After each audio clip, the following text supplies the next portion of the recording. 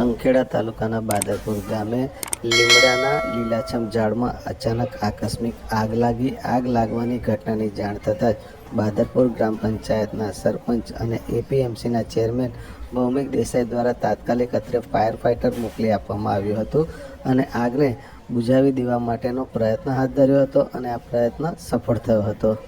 વાત છે સંખેડા તાલુકાના બાદરપુર ગામની. બાદરપુર ગામે દ્વારકેશ હાઈસ્કૂલની સામે આવેલા મેદાનમાં આવેલા એક લીલાછમ લીમડાના વૃક્ષમાં અચાનક જ આકસ્મિક આગ શુક્રવારે મોડી સાંજે લાગી હતી.